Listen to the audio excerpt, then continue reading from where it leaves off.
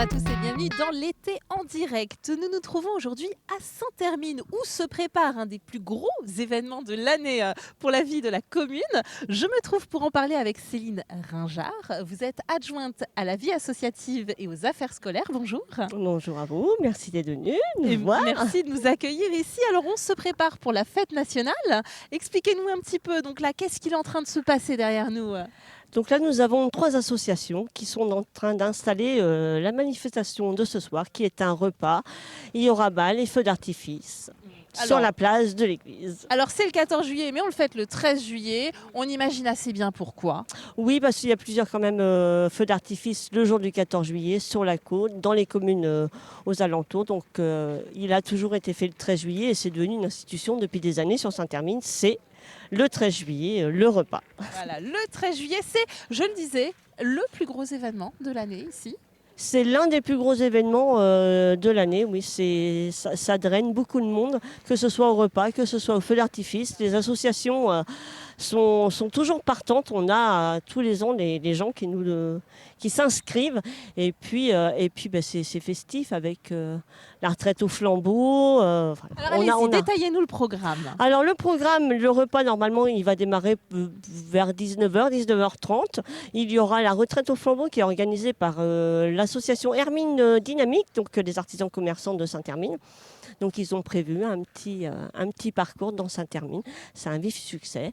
Et puis pendant le repas, nous avons donc le bal qui sera animé par Christophe Animation, aussi de Saint-Hermine. À 23h sera tiré le feu d'artifice dans les prés de la Smagne.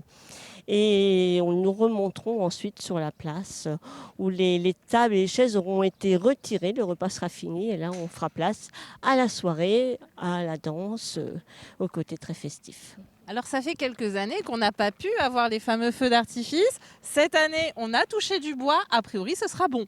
Alors normalement aujourd'hui, tout est vert, tout est bon pour qu'on puisse faire le feu d'artifice enfin le jour du 13 juillet pour nous dans les prés de la Smagne à Saint-Hermine et pas reporté pour quelques imprévus. Pour le Covid ou alors les sécheresses. Il y a toujours eu ces dernières années des complications, ainsi que la descente au flambeau également. Ça va être une première cette année, un retour aux sources. Ça sera la deuxième année, mais on n'a pas pu le faire sur les jours de 13 juillet. Donc là aussi, cette année, la première, on va vraiment avoir la festivité, l'animation de la journée complète et pas de report. Alors à moins qu'il nous arrive quelque chose, mais non, je croise les doigts, qu'il n'y aura pas de report pour aujourd'hui et que tout va bien se faire. Est-ce que vous avez la sensation, vous me disiez, voilà, on revient ici sur la place vraiment de la ville. Il y a un vrai retour de la fête du 14 juillet. Un vrai retour sur la place de l'église, enfin, c'est des souvenirs. On a tous vécu, je pense, enfant, cette fête, que ce soit sur des places des Halles, places d'église. Nous, depuis quelques années, ça avait été reporté au niveau de la salle polyvalente, mais parce qu'on avait eu une mésaventure et de la pluie. Et c'est vrai qu'il y a un côté pratique lorsqu'on a un établissement fermé, on a tout à disposition pour les associations, c'est vraiment facile pour eux.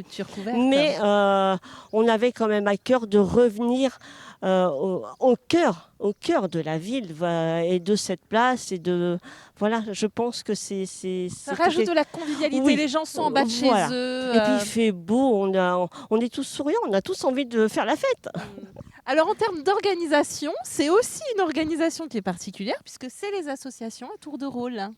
Oui, tout à fait. Ce sont les associations en fait qui s'inscrivent, c'est-à-dire que la commune prépare le bal, le feu d'artifice, et puis on a demandé aux associations d'organiser un repas et ils font comme ils veulent. C'est-à-dire que nous, on est là pour les aider. On leur prête les bâtiments, on leur prête du matériel, et eux, ils organisent le repas du début jusqu'à la fin. Et là, donc, en termes d'organisation, ça va prendre la journée d'installer le tout ?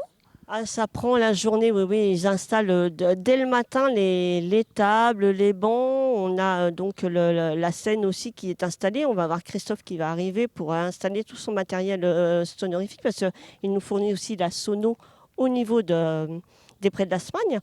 Et puis, ils commencent à préparer les cuissons en fonction des menus qu'ils ont décidés, puisque le menu peut changer d'une année à l'autre en fonction des associations. Et les personnes qui viennent à cette soirée, c'est que ceux de Saint-Hermine ou alors ça draine aussi les gens autour? Ah non, non, on a quand même une bonne partie des gens de Saint-Hermine, mais ça draine aussi les personnes autour. Alors, pas forcément sur le repas, mais les gens vont venir d'abord pour le feu d'artifice. Et puis après, la convivialité, quand on voit du monde et quand on voit le nombre de personnes qu'il y aura ce soir, je vous invite à venir être dans l'ambiance parce on peut atteindre, ça peut être noir. Donc c'est très intéressant et ça emmène beaucoup de monde. On l'a vu, c'est de plus en plus compliqué d'organiser les feux d'artifice entre les restrictions, avec la sécheresse, entre certains donneront d'autres arguments écologiques, mais ça reste quelque chose de phare auquel finalement quand on a envie d'amener de la ville dans sa commune, de la vie dans sa commune, pardon, c'est compliqué de faire sans. De faire sans, on n'imagine pas un 14 juillet sans feu d'artifice. Enfin, je ne sais pas comment, enfin, on l'a vécu, même si les feux d'artifice avaient été reportés et que les gens venaient malgré tout, puisque les 2 années où ils ont été reportés, c'était tiré le 11 novembre sur la commune de Saint-Hermine et les gens venaient quand même. Donc je pense qu'on ne dissocie pas le côté 14 juillet festivité et feux d'artifice aussi. Une dernière question, vous nous disiez c'est un des temps forts de la ville. Quels sont les autres temps forts ? Oh là là, il y en a beaucoup. Il y a eu là récemment le forum des associations, qui est aussi un moment très fort puisque cette année on réunissait toutes les associations. Une année sur 2, on fait que du sportif et on a quand même 62 associations sur Saint-Hermine. Très dynamique. C'est très dynamique, à peu près moitié-moitié sportive et après culturelle, historique. Les enfants, les écoles, enfin tout. Et donc ça, c'est un temps fort. On a la fête de la musique qui a très bien marché cette année, qui est aussi un moment de temps fort.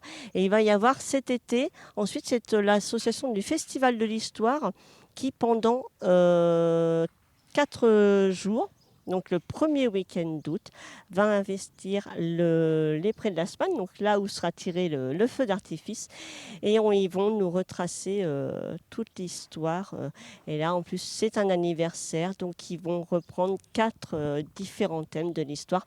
Donc là aussi, ce sont des grands temps forts. Quelques-uns.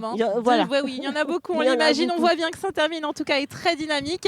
Le 14 juillet, en tout cas, ce sera ce soir, ici, place de l'église, un moment qui promet d'être convivial, féerique et extrêmement chaleureux. Merci beaucoup de nous avoir accueillis ici. Je vous remercie à vous. Et je vous souhaite de bonnes fêtes du 14 juillet. C'est la fin. À tout le monde. C'est la fin de cette émission. Merci de nous avoir suivis.